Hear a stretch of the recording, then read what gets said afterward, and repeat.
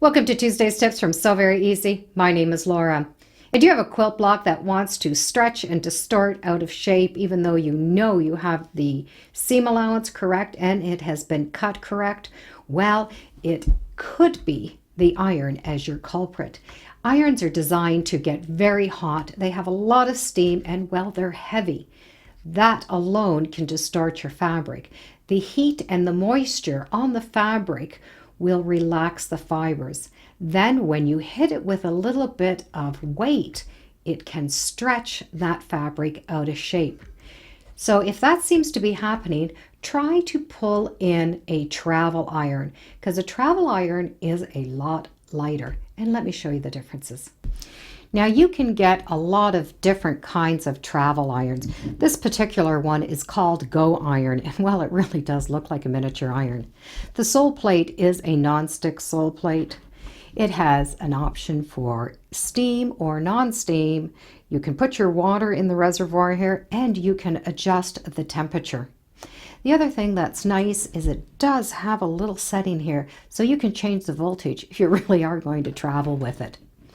Now, a bonus with having a travel iron is they're lighter in weight.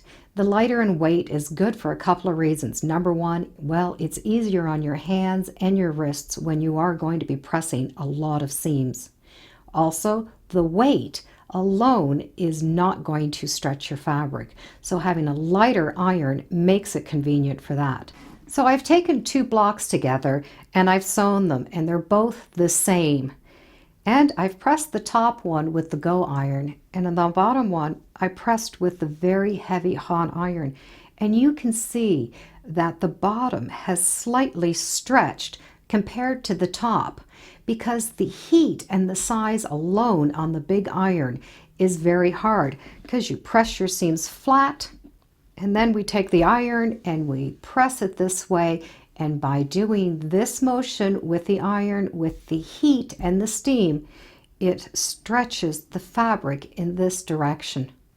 So if you're able to use a small iron, you're only going to iron a smaller portion, where this iron is going to cover the entire block. So the entire block is being reheated.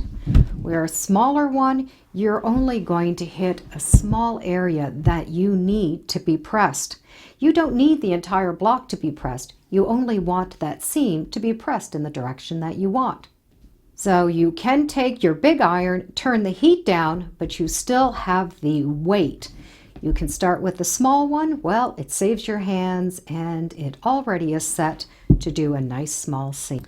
Another bonus with a little iron is, well, you can have a little ironing space right beside your sewing machine.